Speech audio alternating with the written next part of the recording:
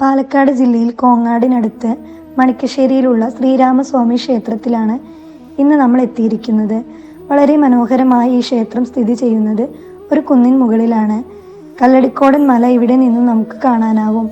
ഇനി അമ്പലത്തെക്കുറിച്ച് പറയുകയാണെങ്കിൽ, ഇന്ന് കാണുന്ന ഈ രീതിയിൽ അമ്പലം പണി കഴിപ്പിച്ചത് 1965കളിലാണ്. അത്യപൂർവമായ പ്രതിഷ്ഠയാണ് ഇവിടെയുള്ളത്.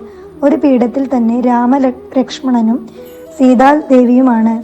ഉപദേവന്മാരായി ഹനുമാനും ഗണപതിയും കുടികൊള്ളുന്നു. ഗണപതിക്ക് കറുകമാലയും ഹനുമാന് വടമാലയും വളരെ പ്രധാനമാണ്. രാവണവധം കഴിഞ്ഞ് ശ്രീരാമനും ലക്ഷ്മണനും സീതാദേവിയും കൂടെ ഈ വഴി വരികയും ഇവിടെ വിശ്രമിക്കുകയും ഉണ്ടായി. ആ സമയം സീതാദേവിക്ക് ദാഹിക്കുകയും പരിസര പ്രദേശങ്ങളിൽ വെള്ളമില്ലാത്തതിനാൽ രാമൻ വില്ലൂന്നി ഇവിടെ ഒരു തീർത്ഥക്കിണർ ഉണ്ടാക്കുകയും ചെയ്തത്രേ.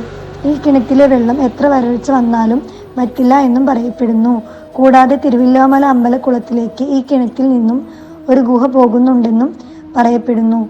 രാമതീർത്ഥം എന്ന് നാട്ടുകാർ ഈ കിണറ്റിലെ വെള്ളത്തെ വിശേഷിപ്പിക്കാറുണ്ട്. ഒരുപാട് ഐതിഹ്യങ്ങൾ ഉറങ്ങുന്ന ഈ ഒരു അമ്പലം ഒരു തവണയെങ്കിലും വന്ന് കാണേണ്ടത് തന്നെയാണ്. നിങ്ങൾക്ക് ഈ ചാനൽ ഇഷ്ടമായെങ്കിൽ സബ്സ്ക്രൈബ് ചെയ്യണേ.